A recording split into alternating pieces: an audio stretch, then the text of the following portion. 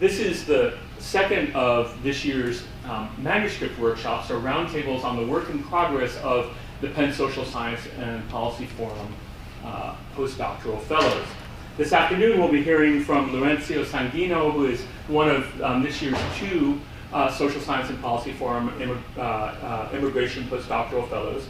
He was educated BA and PhD at the University of Chicago, where he received his PhD in 2012 on the origins of migration between Mexico and the United States between 1905 and 1945. The focus of his work this year, which is bridging in some ways his dissertation and his next project, has been Zamora Michoacan and its transformation into one of the most important migrant-sending communities in Mexico. He has also written a number of essays, some of which have appeared, some of which have appeared in Spanish, one of which appeared in a Russell Sage Foundation collection of essays on civic hopes and political realities, immigrants, community organizations, and political engagement. Commenting on Laurencio's project will be first Professor Madeline Hsu from the University of Texas, where she's Associate Professor of History and Director of the Center for Asian American Studies. She's a specialist in Chinese American history, transnationalism, and global migrations. She's the author of a very important and prize-winning book, Dreaming of Gold, Dreaming of Home, Transnationalism and Migration Between the United States and South China from 1882 to 1943. It won the Association of Asian American Studies History Book Award. She's also edited or co-edited a number of books, including Chinese Americans and the Politics of Race and Culture and Chinese American Transnational Politics. She's got a number of works in progress, including a forthcoming book, The Good Immigrants, How the Yellow Peril Became the Model Minority. And she's also working on a co-authored People's History of the Pacific and Asian American History, a very short introduction with Oxford University Press. And for those of you who know that very short introduction series, we'll have a nice crisp about 60 or 80 pages that we can assign to our undergraduates who need to learn something quick, or our graduate students who need the cutting edge scholarship in the field in preparation for their general exams, and a guide to what to read next. Our second commentator is Jose Moya, who's a distinguished professor of history at Barnard College, formerly on the faculty at UCLA. There, he's an affiliate with Barnard's Human Rights Studies program, and he is a specialist in Latin American history who's written extensively on global migration, gender, and labor. He's received a lot of major prizes for his research and scholarship, 3 Fulbright fellowships, a Burkhardt fellowship, and a Del Amos fellowship, as well as support from the National Endowment for the Humanities. He's author of Cousins and Strangers, Spanish Immigrants in Buenos Aires from 1850 to 1930, which won nothing short of 5 awards, and was also the subject of a forum in the journal Historical Methods for its theoretical and methodological contributions to migration studies. He's also editing Latin American historiography for Oxford University Press and working on a social cultural history of anarchism in Belle Epoque, Buenos Aires, and the Atlantic world. He also directs the Barnard Forum on Migration, and in addition to his important scholarly output, he's also a scholar who engages the wider public. He's written, for example, pieces in the New York Times, both on the Falklands and on another topic quite different, Amerindian immigration to the United States. So these two scholars, I think, are really perfectly situated to talk about Laurencio's project. But we'll turn the floor over to Laurencio. Thank you. I studied the formation of migrant networks and how migrants use the information and resources they acquire to facilitate subsequent waves of migration. I'm particularly interested in how migration alters social, political, and economic interactions in migrant-sending communities, ports of entry, and migrant-receiving communities. The evolution of a migrant-sending community examines one of the networks that facilitated migration between Mexico and the United States between 1885 and 1965. The manuscript follows migrants from Zamora, Michoacan, to Dos Rios, Veracruz, Ciudad Juárez, Chihuahua, El Paso, Texas, Los Angeles, California, Chicago, Illinois.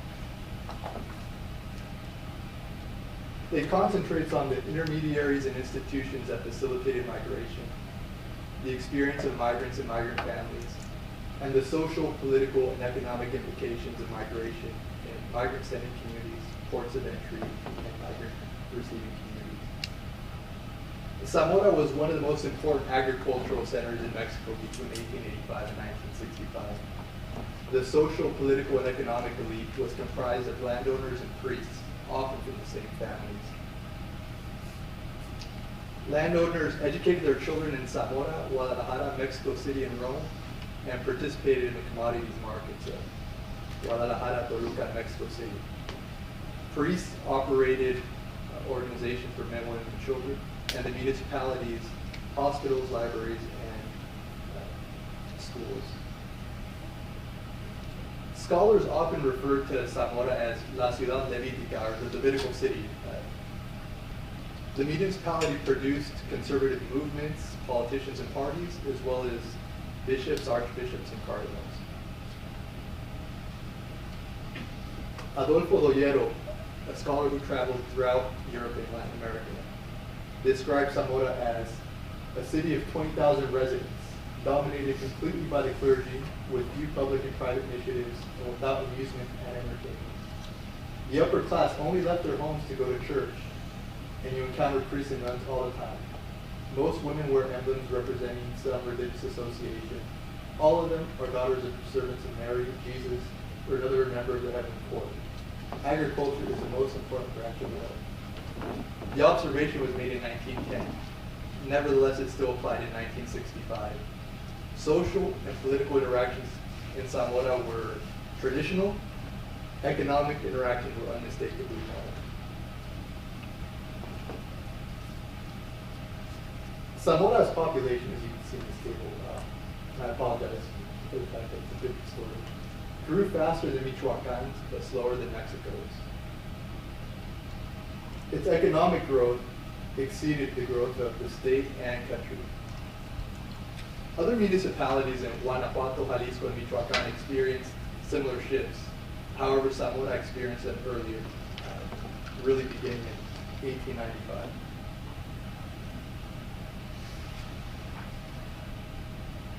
My manuscript concentrates on these 6 points: Zamora, Los Ríos, Ciudad Juárez, El Paso, Los Angeles, and Chicago, because they were incorporated into the international economy simultaneously.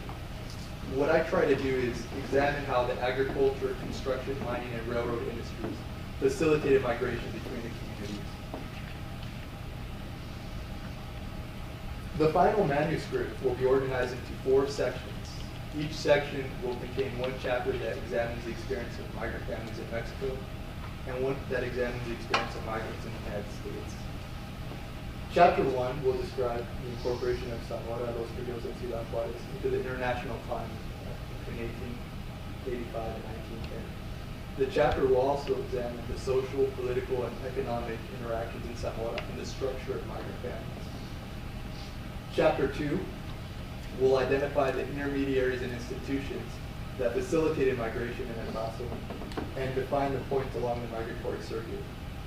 The chapter will also analyze the interactions between migrants, border residents, migration officers, and employers. Chapter 3 will describe the experience of migrant families in Zamora between 1911 and 1940. The chapter will also explore how migration altered social, political, and economic interactions in the municipality, and the obstacles migrants faced during the Mexican Revolution.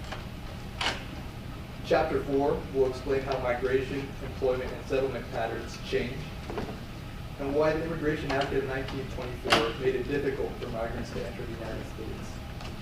The chapter also provides insight into the experience of workers in Los Angeles and Chicago.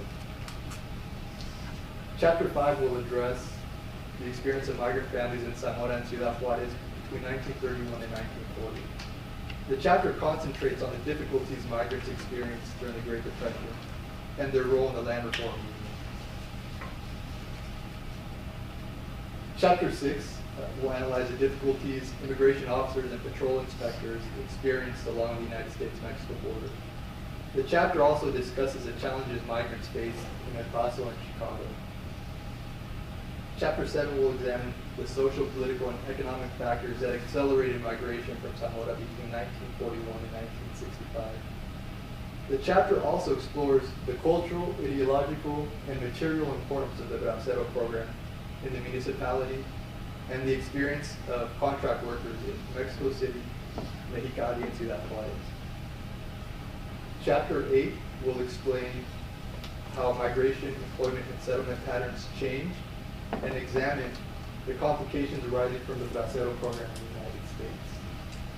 It provides insight into the experience of contract workers and illegal migrants in Calexico, San Francisco, and Chicago. And finally, the conclusion.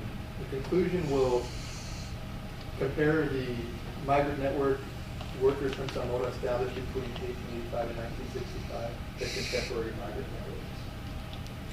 The manuscript is currently organized in 3 sections: intermediaries and institutions, experience of migrants and migrant families, and implications of migration in migrant sending communities, ports of entry, and migrant receiving communities. It will be reorganized after I conduct additional research. I have information on the intermediaries and institutions that facilitate migration, the experience of migrants, and the implications of migration in migrant receiving communities.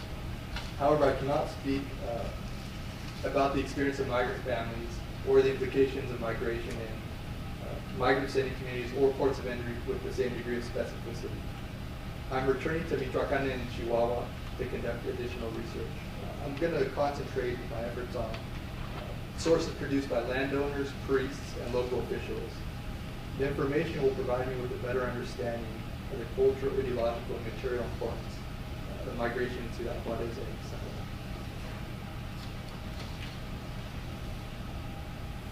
The manuscript is based on sources produced by migrants, migration officers, employers, and priests, as well as journalists, social workers, scholars, and local, state, and federal officials. They include border crossing, census, land, marriage, and tax records, as well as correspondence, field notes, newspaper articles, oral histories, and reports. I also rely on photographs, visa applications, and work contracts. I currently have 1,737 photographs of contract workers in Mexico and the United States. Just to provide you with an example of how rich these photographs are, I'm going to show you 2 slides. The first is a series of photographs taken in Mexico in 1956. In the top left, we have the home of a contract worker. In the top right and the 2 bottom photographs are photographs taken at the Labor Recruitment Center in Monterrey in 1956. We see contract workers or prospective contract workers assembled on the top. The physical examination on the bottom left, and the fumigation on the bottom right. I'll return to the photographs later on in the presentation so you can have a closer look. The second series of photographs was taken in the United States. The top left is a photograph of a labor recruitment center in California. And then the top right is contract workers employed also in California, cotton fields. The bottom left is difficult to make out, but it's actually a contract worker camp. And the final picture is contract workers awaiting their return to Mexico.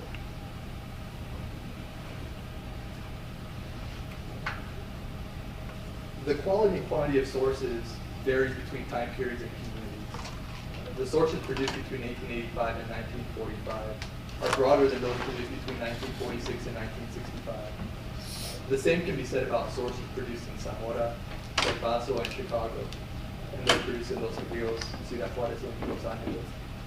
I can identify contract workers and migrants and describe their experience in Zamora, Ciudad Juarez, and El Paso with a great degree of specificity. However, I cannot do the same in the case of migrants in Los Angeles or Chicago. And this is due primarily to the fact that federal, local, state, and federal officials in the United States didn't identify the municipalities migrants and contract workers were from. And scholars rarely need to know. Instead, I describe the broader experience of contract workers and migrants from Michoacan. The research for the manuscript is based on sources collected in Michoacan, Mexico City, Chihuahua, Texas, Illinois, and Washington, D.C. I'm returning to the field to conduct additional research in Michoacan, Veracruz, Oaxaca, Arizona, California, and Texas. I'm currently creating a database of contract workers and migrants using records produced by local, state, and federal officials. I currently have the name of 532 contract workers employed in Mexico between 1906 and 1908, and 950 contract workers employed in the United States between 1943 and 1946. After I identify workers who migrate to the United States between 1905 and 1930, I'm going to return to Zamora to re-examine land, marriage, and tax records to develop a better understanding of how migration altered migration, employment, and landholding practices. The materials that I have so far indicate that landholding practices changed significantly between 1905 and 1930. However, I don't know if this continued to take place between 1941 and 1965. For those that are familiar with the scholarship on Latin America in general, and Mexico in particular, this is very important because this is a period when the federal government started distributing land to peasants throughout the country. So it's interesting to see migrants acquire land on their own, particularly in the case of Zamora, because Zamora is located in a part of the country that's known for its independence. It's a more conservative part of Mexico, and it's gone to great lengths to distance himself from the federal government.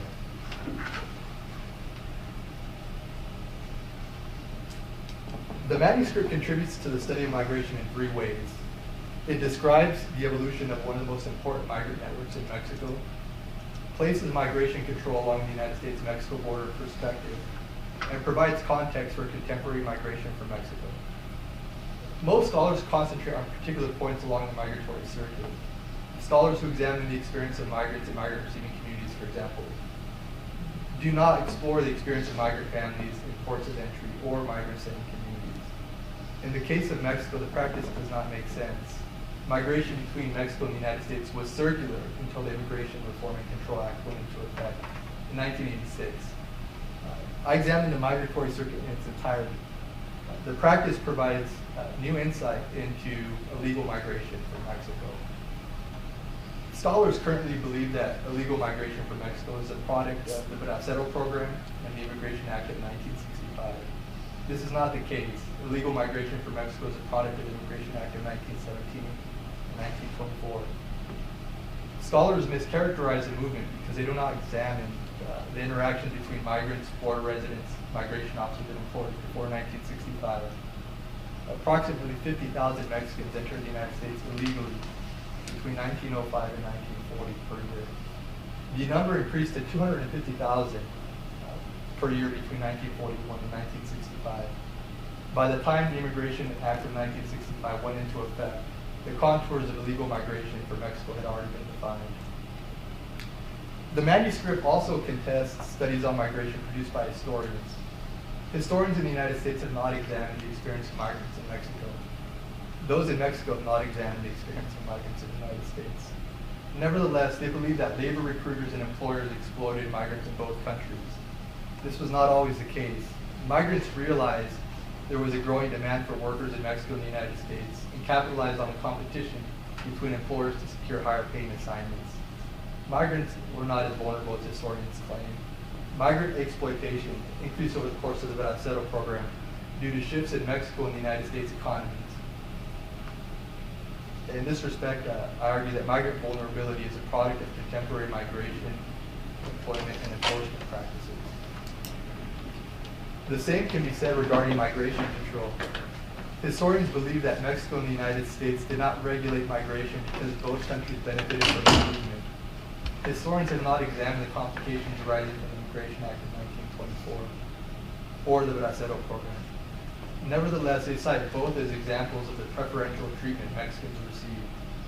The practice is misleading. Federal agencies in Mexico and the United States try to regulate migration by removing migrants from northbound trains, withholding passports, visas, and placement cards from workers, importing contract workers who abandon their work sites, secure positions in undesignated industries, or remain in the United States after their contracts expire. The reason Congress did not extend the Immigration Act of 1924 to Mexico is because it did not want to compromise the United States' interests. The mining and oil industries in Mexico were among the most profitable in the world, and they were controlled by corporations in the United States. The United States realized that Mexico would object to the quota unless Congress extended it to all of the countries and territories of the Western Hemisphere. Instead, the Department of State started withholding visas in Mexico with the Ministry of the Interior's consent.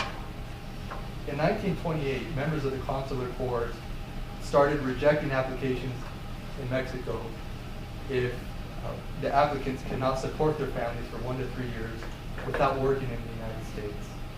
The Department of State continued withholding visas from peasants, workers, and residents of migrant-sending states until 1954. The Bracero program allowed the United States to secure workers without modifying visa issuing practices in Mexico. Neither country was interested in permanent migration.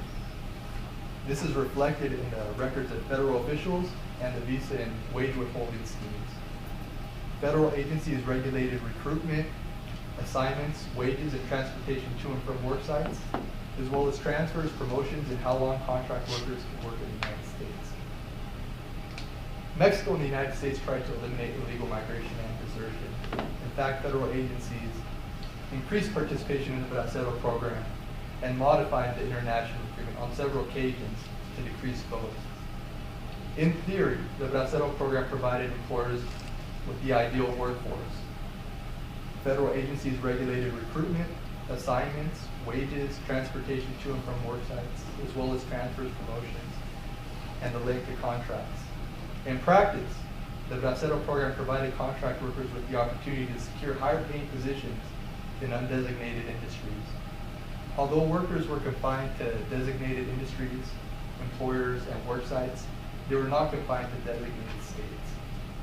The distribution of contract workers made it difficult for immigration officers to locate, apprehend, and deport contract workers who abandoned their work sites, secure positions in undesignated industries, or remained in the United States after the contracts expired.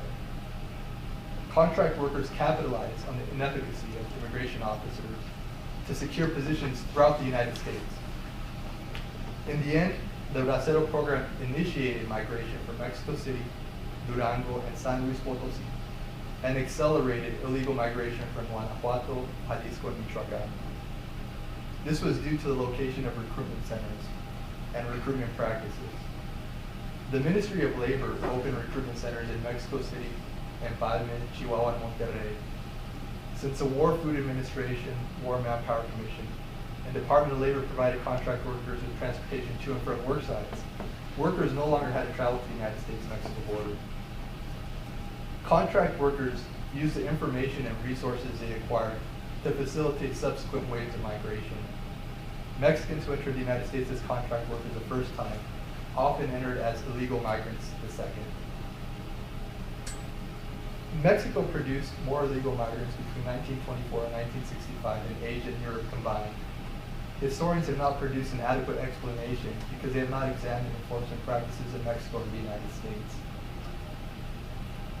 The manuscript also contributes to studies produced by historians in two ways. It explains how migration, labor recruitment, and trafficking practices changed over time, and differentiates between the experience of migrants, contract workers, and illegal migrants. This is important because there's an assumption that Mexicans entered the United States with little to no difficulty until 1930, and then returned to the United States in 1942. So the only break in migration from Mexico, scholars argue, is during the Great Depression. Although this is the case, I mean, they overlook how Mexicans entered. They entered under different categories. Most Mexicans entered as non-statistical migrants. I've created an image for you to see how this changed over time. The Immigration Service didn't report the number of Mexicans who entered as non-statistical migrants because they declared that they were going to work in the United States for less than 6 months. They entered under this category until 1930. And the number who entered under the category often exceeded those who entered as statistical migrants, so those that we actually have a record of, by up to 1,000%. And you see the break. After 1930, Mexicans could no longer enter under any formal category until the creation of the Bracero program in 1942. Once the Immigration Act of 1924 went into effect along the United States-Mexico border, migrants started entering as illegal migrants and started exploiting existing forms of legal migration. So they started entering under the third category, non-migrants, which was reserved primarily for businessmen and tourists who are visiting the United States for periods of less than 6 months.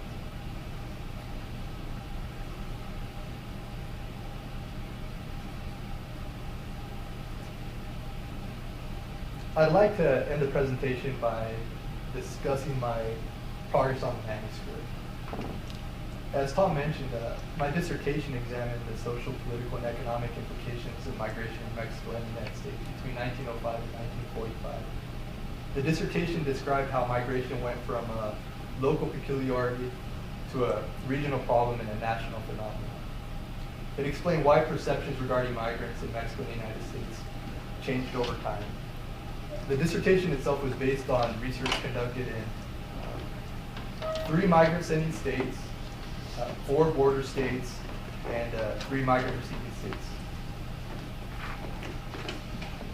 When I finished writing, I realized that I was not satisfied with what I produced. In the dissertation, I defined the contours of migration between Mexico and the United States, but I did not identify how migration practices vary between migrant-sending states. 5 states in Mexico produce 95% of migrants. I described the experience of migrants from Guanajuato, Jalisco, Michoacán, so central and western Mexico, and disregarded the experience of those from Coahuila and Nuevo León, those from northern Mexico. When I arrived in Philadelphia, I started from the beginning. I brought in the time period, changed the theme, and decided to follow migrants from one community to communities in Mexico and the United States. I selected Zamora because the municipality experienced economic shifts that characterize the most important migrant-sending region in Mexico, the states of Guanajuato, Jalisco, and Michoacán. I had also done previous research in Zamora while I was working on my dissertation, and appreciated the fact that the archive was organized systematically. The same can be said of archives in other municipalities. However, those that I visited in Guanajuato, Jalisco, and Michoacán did not contain sources on migrants, contract workers, or illegal migrants.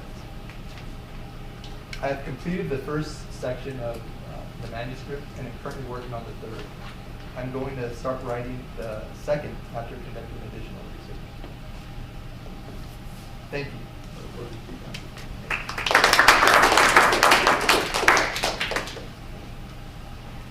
How much time should I take? Okay, that's fine. It's a great pleasure to read manuscripts in progress, especially ones that I think sort of parallel some of my own research interests, but I think present very illuminating kinds of contrast. So if you're not familiar with my first book, I actually attempted a very similar kind of project, but for the Chinese county Taishan, which before 1965 was associated with sending the highest levels of Chinese migrants to the United States. So we're Roger Rouse's term transnational migration circuit, I think is a clunky but useful kind of term to think of in terms of the goals of the project. So I have a similar experience of trying to figure out what kinds of sources are available in the effort to, because migration is in fact very specific,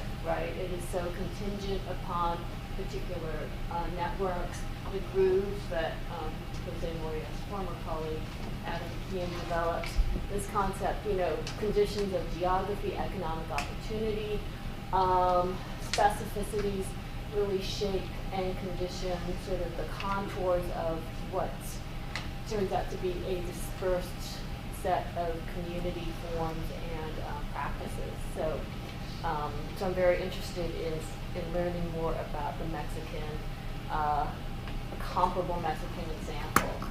I think Laurencio is, so this is, as he indicated, this is very much a work in progress. So My comments will be more general than specific and pertain to things, major contributions that I think the project can make if you so choose. I mean, I don't think, some of these things I think don't necessarily align with the kinds of goals that you've articulated. I think one of the very significant things, contributions that your project can make is helping us rethink the juncture at which Mexican migration into the United States becomes predominantly illegal. Okay, and so a lot of scholars have pegged it to the later time period of Bracero Program or the 1965 Immigration Act, which imposes numeric caps, but I think Laurencio's project highlights this problem of enforceability, that there were efforts to control in terms of numbers and who was crossing, to allocate permissions to certain kinds of workers and not to other workers, but it was just, it just sounds really intractable. I mean, so the evidence is kind of anecdotal, right, and it's sort of sketchy, but it just, it gives you, there is a strong resonant feeling. There are many frustrations around trying to enforce the Chinese exclusion laws, and you get the feeling that the problem along the border is just even all the greater. You know, and this for me raises a question which I've been wondering about, which is, I think there is a juncture at which, even though sort of really serious efforts to control and restrict immigration start with Chinese and other Asians in 1882, and we've paid a tremendous amount of scholarly attention to sort of Asian exclusion and how it lays these ideological and institutional foundations of immigration controls. There is a juncture at which it's worked, right? And I'd say this is by the mid-1920s. If the Congress has passed a law to say, okay, only this number of Asians or Asians not at all can enter, it's largely effective, right? It's enforceable in part because of this issue of geography. To get to the United States, you have to cross these two oceans if you're coming from Asia, right? And so you continue to have a certain level of illegal entry on the part of Asians as you do to the present, but the numbers are going to be really small, right? And so Congress can impose largely its will in terms of numbers and the kinds of Asians who are entering the country, which is why we now have a lot of high-achieving Asian immigrants in the present. But I think this is very different when you talk about the neighbors of the United States, right? There's a problem of enforceability, and I think there's also a problem of a different kind of racialization. So, you know, so one of the things that for me, I think your project has the capacity to sort of explicate is this juncture at which the yellow peril stops being really perilous, right? It's just Asian immigration is never really going to be that much of a problem, in contrast to how are you actually going to impose the sovereignty of the United States government, particularly on the southern border, you know, and this, I mean, it forces us to think about, as you've said, much more contemporary problems continuing to face the United States today in terms of the institutions of border control, and also the goals and the ideologies of border control, because, you know, as Maynard has wondered, why did it take until 1965 before you have these numerical caps on hemispheric migration? Why did it, in fact, take so long when much earlier on there was great consciousness of this problem of the uncontrollable border? And so I think that is, I think that's very important and helpful for us to work out and to understand. You know, and I think this helps us understand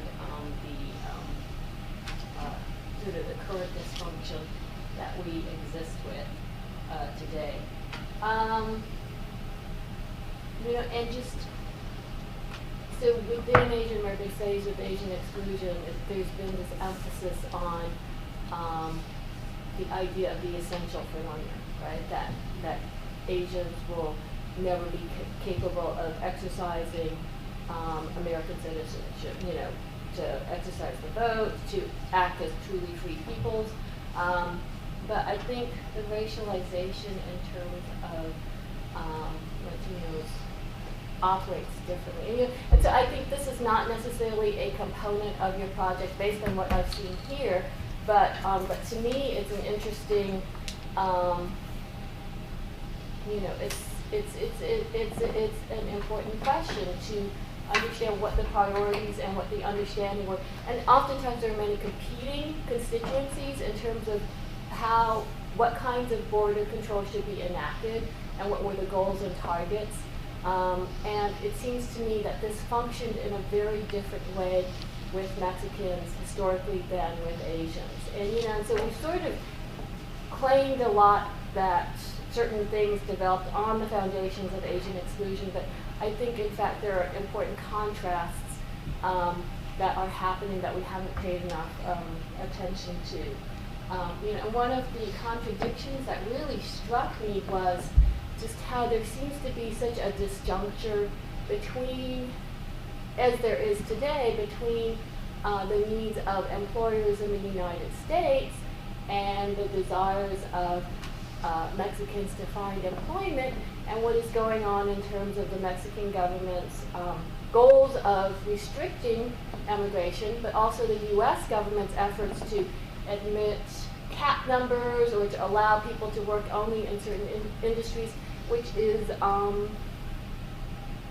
it's in a way confounding to me that it's so at odds, right? Because, if we look at the present state of immigration controls, there is in fact, I think, pretty high levels of cooperation, particularly in things such as allocation of H-1B visas, right? For certain kinds of labor, there's high levels of cooperation between the U.S. government and industry, which we're not finding in this case. And I think it's an interest, I don't know why that is in operation, but it also, I think, points to the seemingly completely non-intersecting universes occupied by state interests and that of migrants, which, and so your emphasis on intermediaries, you could also call them brokers, and which highlights the functioning of migration, which involves things like transport and also things like labor contracting, is a highly lucrative business, and it involves many different participants, and that it seems that as you layer on additional kinds of efforts to impose controls or restrictions, that it only adds to the numbers of people, the kinds of entities positioned to profit. And that this is sort of the lack of understanding. I mean, I think migrants understand very well what state institutions and processes are, right? Because they continue to so effectively be able to evade them, but that the state is very non-comprehending of how migrants work, and so things like the networks, the actual process, the kinds of options available are very obscure to state agencies, and I think your project can make this, can be very helpful in this way. I mean, on two levels, figuring out how migrants actually work out ways of getting in when they're not supposed to and getting jobs. But there's also at the level of the kinds of motivations and priorities that migrants have, right? And how a migrant thinks. I think this also underscores the kind of ethical and moral ambiguity of people you might call the intermediaries, and you talk about this and the point at which the relationships become much more exploitative, but nonetheless, intermediaries, even those who charge a lot of money, even those who use violence to extract their profits, nonetheless can be seen as people who are facilitating and helping migrants attain their goals, right? And so it's the kinds of things that would motivate and that a migrant would find acceptable is, I think, very different from, how a state agency or representative might understand the situation. Which makes the call to get migrants to self-report all the more sort of just kind of very upsetting, because such terrible conditions are already being endured. I did want to point you to a forthcoming book that is attempting similar goals, but in a very vastly different framework. So Elliot Young has a book forthcoming from UNC Press called Alien Nation, and he's trying to center the world of Chinese illegal migrants through Cuba, Peru, Mexico, the United States, and Canada. And so I think he has in mind similar kinds of goals, but he's really trying to, he doesn't provide the same kinds of locally specific details, which I think will be a strength of your project. So I'll just finish up with the following, which I in fact don't know how possible it is. It really depends on your sources. I don't know if you're going to use anything like oral histories. Are there such sources or ways of getting at kind of a more sort of personal view of how migrants were making choices and how they were individually and personally affected by? Yes, since I've been here, I've located so far 10 oral histories. They weren't taken with the intention of gathering information on migration in Zamora, but rather to get information on the land reform movement. It just so happened that the people that were interviewed mentioned the fact that they migrated to the United States. And they're very telling. I mean, most of them admit openly, even when they weren't asked. I've examined some of the interview questions that they entered legally. And this is something that I try to do in my manuscript, is the fact that there was no stigma attached to entering the United States illegally up until the Bracero program. And even then, this probably wasn't the case until 1950. I mean, people admitted it. I've located oral histories that were recorded in the 1920s, 1940s, 1980s, and 2000s, and they all openly admit it. Oftentimes when they're not even asked. The largest collection of oral histories that I'm working with is a series collected by curators at the Smithsonian at the National Museum of American History. There's currently about 600 oral histories online that you can listen to, and some of them have transcripts. Wow. One of the things that I started doing, I mean, they're skewed. The oral histories were collected in the United States and Mexico, but most of those collected in Mexico were from border states, so from Coahuila and Nuevo León. So it's not representative of who actually participated in the Bracero program. Nevertheless, they're very useful. One of the things that I initially started to do to try to figure out whether illegal migration was normal is I'd listen through the oral histories, and I'd make a note of how many times they re-entered the United States illegally, where they went. After listening to about 20 oral histories, I stopped because I realized that all of them did it. Everybody admitted to entering the United States illegally. And so it got me to start rethinking our conception of the significance that we currently ascribe to migrant status.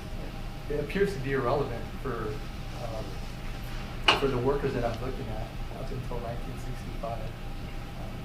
So it is something that I will incorporate into the manuscript, and it's something that, to be quite honest, I started doing fairly recently. It's the trying to understand migration as a way of life, right? As an economic and a social practice and it doesn't come as you observe weighted with the legality or the illegality, the same kind of ethical issues that we in the United States would like Mexican workers to have, right? But it's just, at a certain point, you need to go and find a higher paying job, and this is one of the things that you do. and there are risks attached and there are dangers attached, mostly by efforts to control it, right? But that's just part of sort of the calculation of whether or not you're going to do it. You know, I was wondering about things like, were there certain kinds of goals that people attach to going? Would they go away for a certain number of years? Do they want to accumulate a certain amount of money? Were they saving to, you know, buy a farm or buy a business? I mean, this was very much the case with the Chinese who came to work in the United States. You know, what were the markers of success? You know, how did they evaluate sort of the nature of their work and the sets of choices they would make? I also wanted to suggest to you, I have notes written up, which I'll give to you once I clean them up. There was another book that just came out called The Forgotten Dead, Mob Violence Against Mexicans in the United States. It's very good, it's a very broad, intended to be a foundational study of anti-Mexican mob violence in the United States by William Kerrigan and Clive Webb.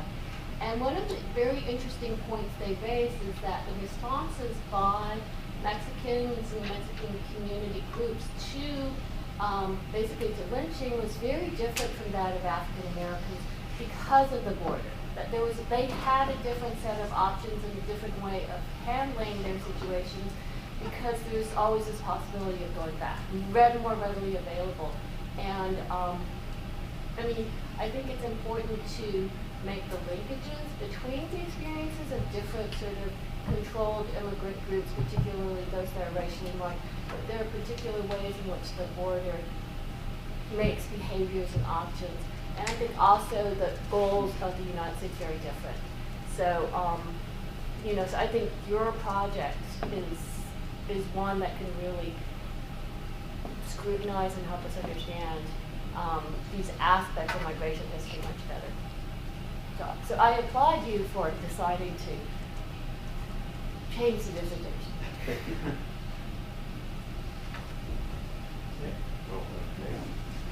Same here. I applaud you for love ambitious projects, and this is one of them.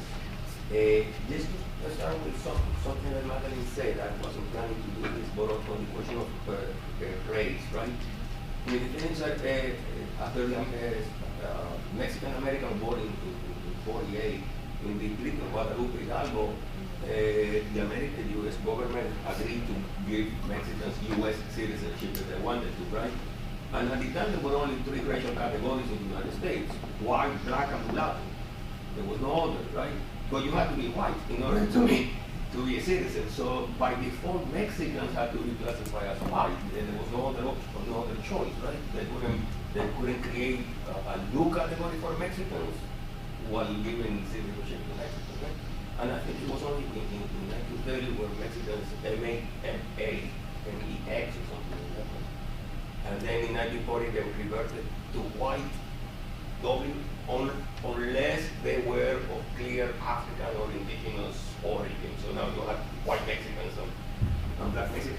But at any rate, I don't know how important this is in this issue of legality, because after all, in 1924, quota laws were directed against Southern and Eastern Europeans who were classified as white in American legal system. So I think it's more related to geography and border crossing and the inability to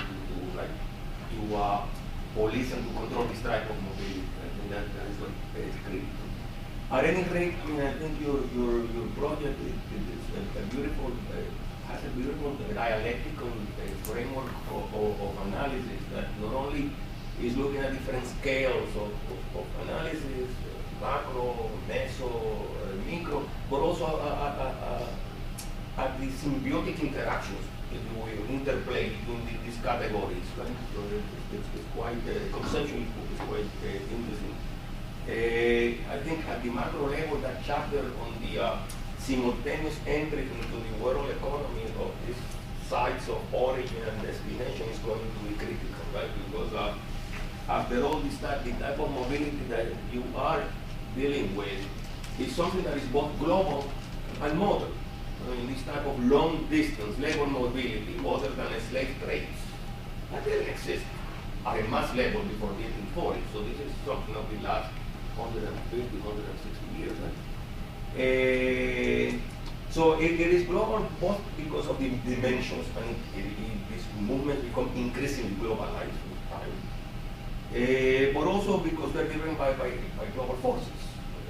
The demographic transition, the massification of production, the regional inequalities in this massification of production, the massification of what you're talking about, transportation and communication system, right? So I think this is critical. And then at the meso level, I think is the most developed section of the study right now as in present condition. And these are the sections on the evolution of U.S. migration policy, Mexican migration policy, and then this business of migration that we talked about, this intermediary, brokers. And I think that the beauty of this is that it's truly integrated. I mean, instead of telling us that you're going to look at the state and the state policy because it's essential to understand migration, that besides the 1,000 books that have been written about state policy, we need one more. Instead of doing that, actually what you show is the interaction between state policy and the people who actually move. Both either to make a business out of this and make money out of this, or to actually move, right? So there is responses. State policy here is not something like just political history, it's the history of migrants. It's migrant-centric, your approach, if you will, right? And I love that element that is constantly this interaction. Both the Mexican and the American governments create all of these policies, which are mostly unenforceable, and then, or actually, Mexicans make money out of that. You know, all of these traffickers and runners, and there's a whole industry around this.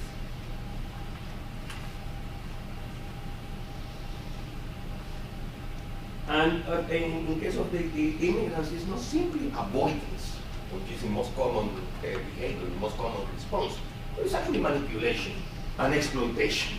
That is, instruments that are meant to be instruments of social control, the people who these instruments are meant to control sometimes actually end up taking advantage of those instruments, right?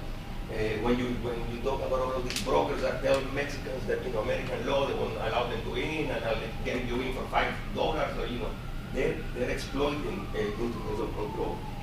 And then the micro-analysis, the one that is most developed is Zamora, the sending town of origins. There is still nothing that in what I read about the other micro-element, which will be these immigrant communities in the sending regions. You have nothing about that yet. But still, what you try to do is what Sam Bailey at one point called a village outward approach to migration studies, right? That even though migration may be global at in its the forces that drive them and the extension, the mechanisms through which people move are locally based, right? Are very local. So all migration is local, even if it is global in extension, right? Or most migration is local, right? And although you don't use the word, I think your studies also diasporic, right? It is difficult to talk about Mexican immigration as diasporic because although Mexican migration is actually big, other than Italy, I don't know the numbers exactly, but maybe the largest international migration in the history of people, of human mobility. It's very possible that Mexico is the largest, longest standing migration across national borders. It is also exceptionally multi-directional, right? While other the South Americans not only come to the United States, but go to Italy and Spain and Israel and Australia, and Mexico, actually, Argentina in Mexico. Mexicans are 97% of the United States. They're the most loyal migrants to the United States, which give them medals, actually. There is no other migrant group that is so loyal to the United States as a destination, right? Although that is true, what we show is that this is part of the problem system, right? That they're internal destinations, all of these in Campeche, in Oaxaca, in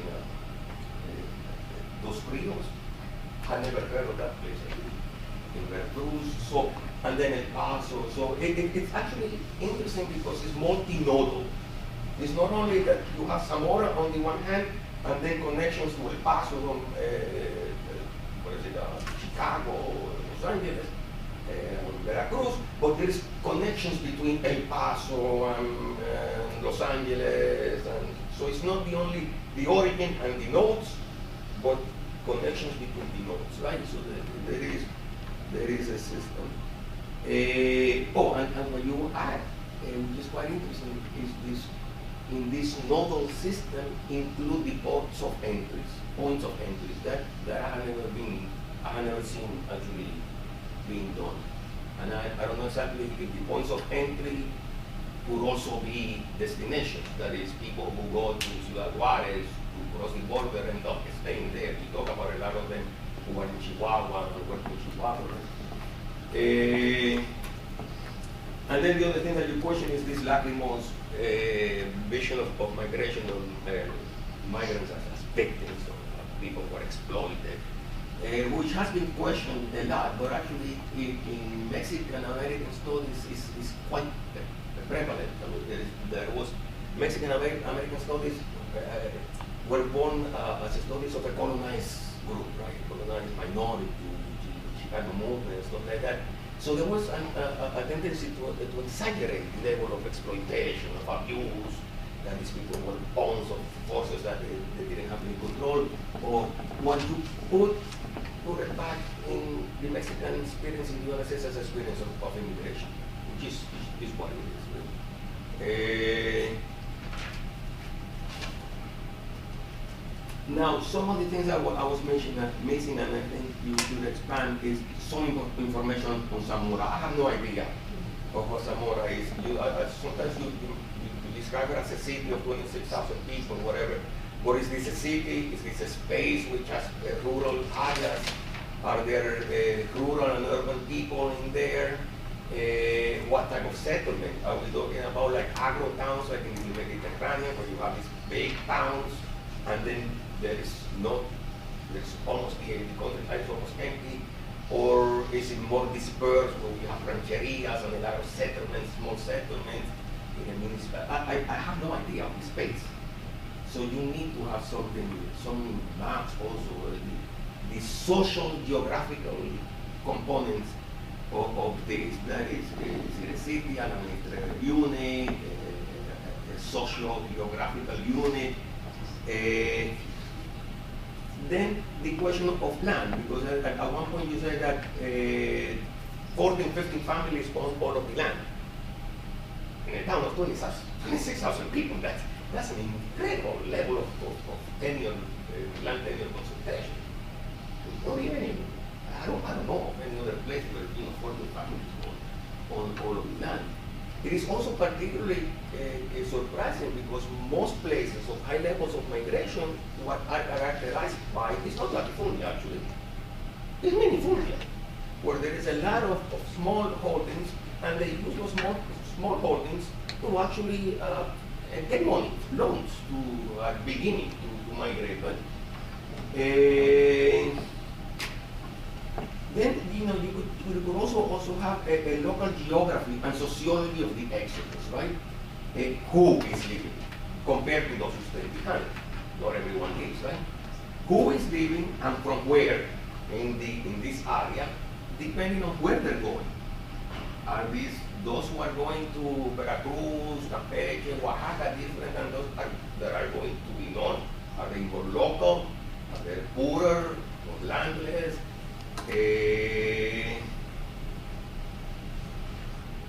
Then are we talking about flows that are split by status and class?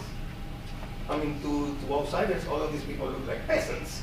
But all of these societies, rural societies that look horizontal, are incredibly hierarchical according to their own visions, right? And they make hierarchy sometimes. Good families or bad, lousy families or origins and stuff like that, status. The same with time period. does the sociological profile of migrants change over time? Usually, they tend to be from more upper status at the beginning, and the flows tend to become more and more inclusive with time, although they rarely become totally representative of the population of origin. That will be also interesting. Then also the interaction between migration and land ownership that you're going to explore, right? I doubt that it remains so concentrated, because one of the reasons why people migrate is actually to buy land. So it's probably that land tenure became more democratic, more spread, even independent of the Mexican government policies of the 20s and particularly 30s. So that should be something interesting. Also, this question of circularity, that you said that before 86, Mexican migration is circular. That's important to keep in mind. But not all of it is circular, obviously. Otherwise, there wouldn't be communities of Mexicans outside of Mexico if it was all circular. So which one are more circular than others, right? Depending on internal, external, different destinations. Also, I was to clear, what will you do with the work that you already did on Guanajuato and Jalisco? Yeah, you throw it over the board? Or? Well, I just wasn't clear. It seems a shame if you work. Maybe you can produce articles, I don't know, that would be good. Then the other thing that was not too clear to me were these migrant categories, right? Of migrant, contract workers, this tripod, conceptual tripod that you had, illegal migrants. At some point you tell us that the majority is illegal after 1917, 1924, and you place a lot of emphasis on this because of the head tax and then the other thing that you mentioned, the literacy test, right? But then at some other point you tell us that the majority of those from Zamora are going legally. So why? Why are Zamorans behaving differently? Then the categories overlap. I mean, sometimes you mention that people go like contract workers and then go back as illegal immigrants. And then what I could never understand is why anyone would go legally. At one point, you say that the migrant says that you have to be a fool, to go legally. And yeah, you have to be a fool. The distinction seems to be that you're paying 20 times more, $54 or whatever instead of $250. And I wonder, why in hell would you do that? So who would do that? And then this issue of illegality is that, it's this a fiction, really. An administrative fiction, right? That in reality, all that I have to do is, instead of crossing through the bridge, go around the river for half a mile and then cross through the river. And particularly since you tell us that more and more of them are repeat migrants, right? By that point, people who have been going there for one and again, in 1910, 90% of the people crossing had already been to the United States, right? It would seem that they don't even need the coyotes. Why would they pay the coyotes? That was a mystery to me, right? That it doesn't jive.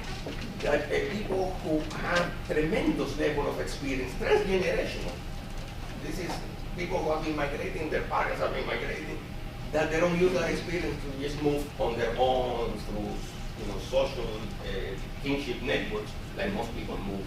And they keep on paying for coyotes. That I don't understand. This is a missing link. It may be that this is what you haven't studied yet, right? You have studied a lot of the traffickers and connections and contract workers, but the people who just go following a cousin and stuff like that, you haven't studied. And those are the invisible immigrants, right? There is no record on that. No one writes a report on such and such left with his cousin. Well, that may be the majority for all we know, right? Yes, that are the ones that are more difficult to find. The wage gap, you should sometimes, it was also confusing. Sometimes it's like wages are 5 times higher at destination. Sometimes they seem that they're reducing the percentages that you use, like they're 30 times higher.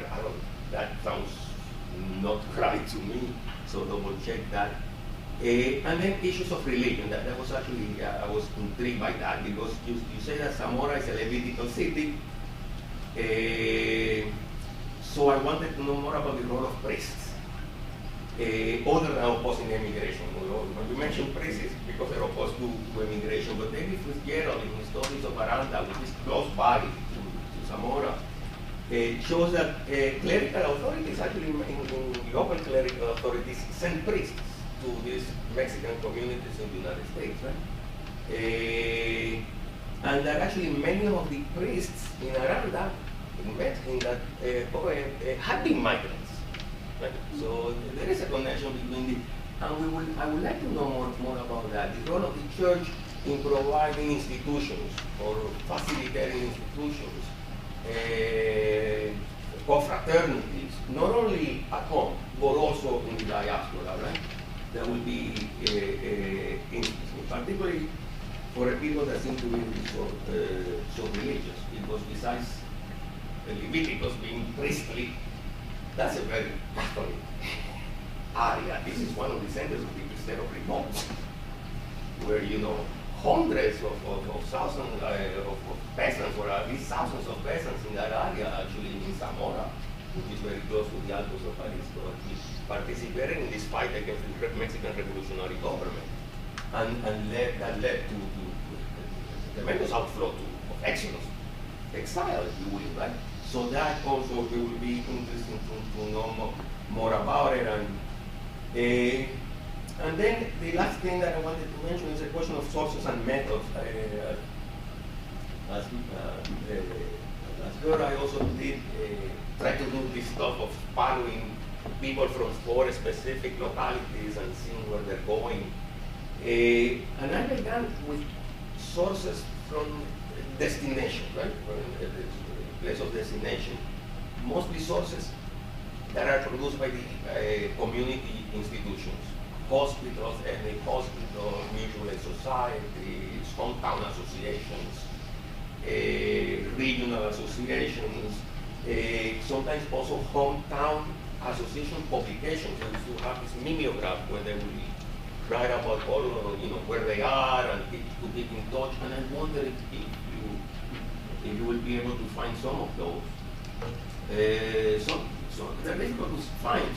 Sometimes you have to find them through connections, you know, to the community, because they very rarely be in libraries or anything like that. They will be kept home or something like that, right? Then I also link these sources to other sources in the destination, labor unions records, census returns, and in the US you can do the census returns actually quite easily today because they're digitized. And another source that I didn't have, but I do have access to, is naturalization records. George Cycles actually was one of the first to use them for the Mexicans, right? And they're beautiful because they have 2 sets, one when you apply to become naturalized, and then the other one is 2 or 3 years later when you actually become a citizen. So you can trace, right? And the other one is that you could reconstruct networks, which is your interest, because of the, well, you need, what do they call it? Sponsors. Sponsors, yeah, but there's some sponsors now, but, you know, sponsors like testigos. Witnesses. So you can see who's serving as witnesses and serve, you know, so you can reconstruct who are the prominenti, as they say in Italian American studies, right? Who are the important people around. And then what I did is I went and I used sources in origin, in the country, in the places of origin, and I think you can do that too. The 1930 Mexican census, the census returns, that is individual level information, is not only available, it's now digitized. So it's text searchable. You can actually go to our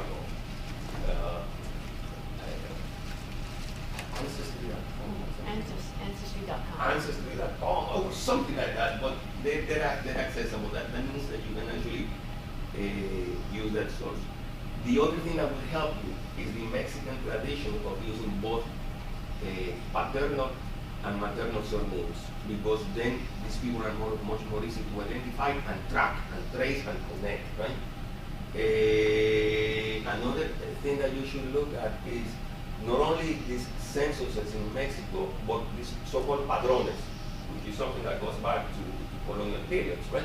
But that sometimes, even when there are no census years in national censuses, they do it municipally, just to keep track of borders or land or whatever. And sometimes actually they tell you if they're absent and where they are. So those will be, if you can get your hands on those padrones, that will be quite helpful. And then eventually what I will do is that I will have a data set of 60,000 individuals. And every time that we find some information on them, whatever the source, letters, newspapers, magazines, baptismal records, that's the other thing that you should be able to use. Birth, baptismal, marriage, death, so the vital records, right? The Mormons have all of these parish records from every parish in Mexico, and a lot of them actually have been digitized too. So this is going to make your work much easier. And basically, you find, if you find that you have that person in your data set, you add new information about that person. If you don't have that person, you add that person, then you start making connections. Who are they connected to? So you start reconstructing networks. And then the other thing that I was going to suggest is interviews. Besides the ones that were recorded in the 1930s, interview people. And maybe even moving your end date beyond 65. It would seem like it's more work, but it actually may be less work. Because one of the ways of reconstructing these networks, the easiest way, is actually talking to people. And asking them who's related to who, what were their social status. Like you say, in many records they all appear to be of the same social status, but if you ask the migrants themselves, oh my goodness, then they tell you, no, they're not all peasants. Some peasants are less equal than others, I guess, But there's a whole hierarchy in these rural settings that only talking to people through ethnography, I think you can get a sense of. So it may be actually worth. David Fitzgerald actually has done that, which is a very similar work to use, right? Aranda, right? But he has done interview people in Aranda. He has interviewed people in Guadalajara, so internal migration like you, and then also in Chicago and Los Angeles. And there's like 200, 300 different interviews in there. So I think although it sounds like a lot of work, I think it may not be less work. Another work that you may want to read is Rebecca Cobrin's Código of Maya Colombia. She just wrote this diasporic history of Bialystok. It's the Jewish diaspora, and it's very similar to yours because she works on the town itself, then on internal migration to other places in Eastern Europe or Poland, in terms of settlement, but then overseas, and also return and the influence that all of this migration had on the hometown, right? So in a sense, I think it's very comparable to yours. Also, we want to check Dino Chinel, an Italian scholar who wrote a book, I don't know, about 10 years ago, which is about return migration from the United States to 4 different places in Italy, and how that changed those places in Italy. And the other one is also William Douglas, an anthropologist who wrote a book about the diaspora of an southern Italian town. I think all of these are models, for what you want to do. It would be nice to. Well, and you're ambitious, but It's an ambitious project that's just gotten more ambitious and more multi-sourced. But these are really valuable comments. And we have about 15 minutes. If Laurencio, did you want to reply now, or do you want to open up the floor and come back at the end? It's up to Just you. really quickly, I'd just like to comment on some of what's that suggestions. As far as sources are concerned, I tried to do it with, well, first off, naturalization records aren't that useful for me because, I mean, it's even difficult to track migrants, Mexican migrants, from one census to the next in the United States because they move continuously. Yeah. And this has a lot to do with the fact that for the region that I'm looking at, it was primarily men who moved. So, I mean, it'd be easier to do it for migrants from, well, we don't know where we're going, because they migrated as family unions and worked as family unions. They also concentrated in Texas and almost Texas alone. I tried working with border crossing records, naturalization records, and especially the border crossing records. They're practically useless because at best, immigration officers recorded Mexico, the country of origin. It was rare that they recorded the state, and even rarer that they recorded the municipality.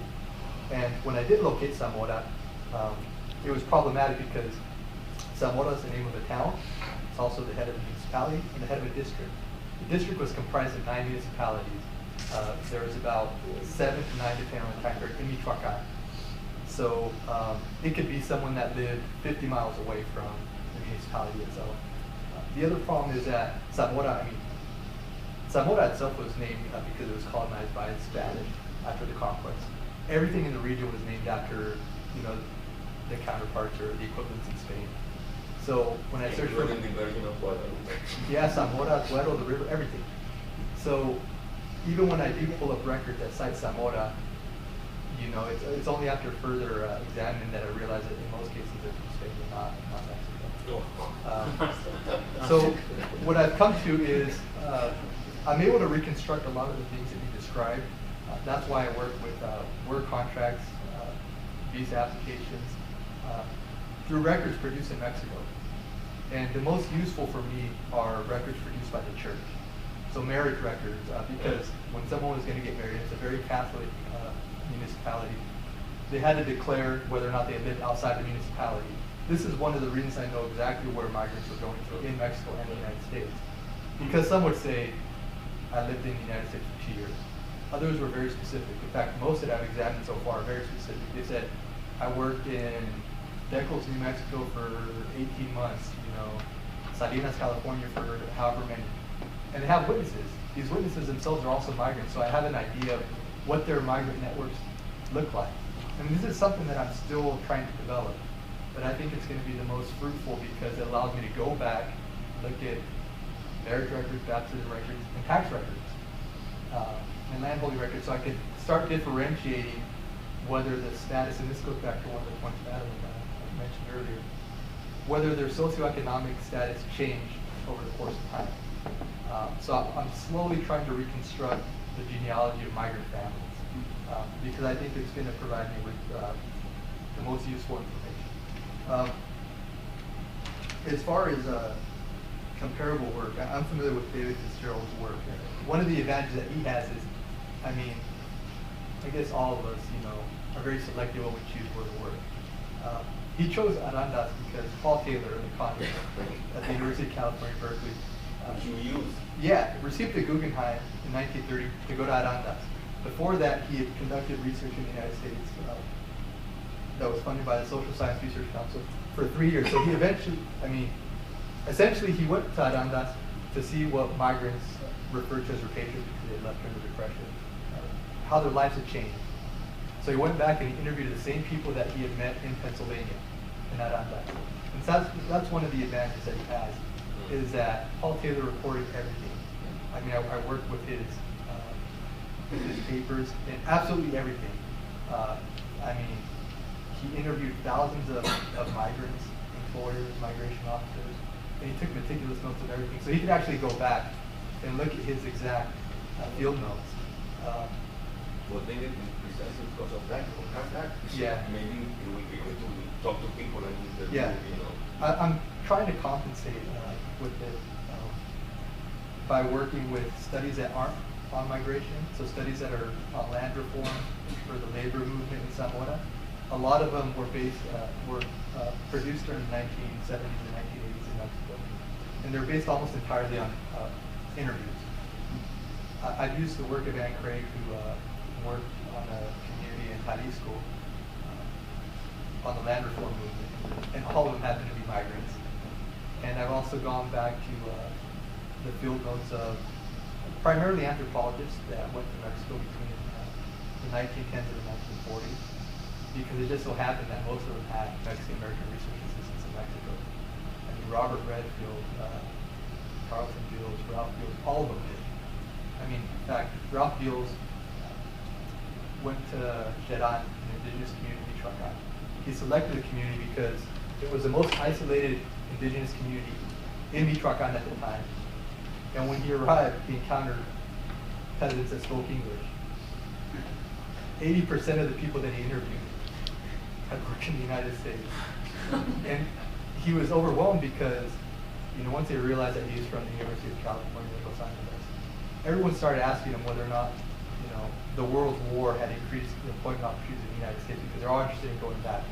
This was in 1940, in a municipality that was almost exclusively illiterate, had no access to newspapers, they didn't even have a highway leading up to the municipality. So, I mean, this information circulated in various forms. But I'm very open to any other suggestions you guys might have as far as, you know, how to locate information that might be relevant. You like it? Amy? No. Thanks for this presentation. It was really interesting.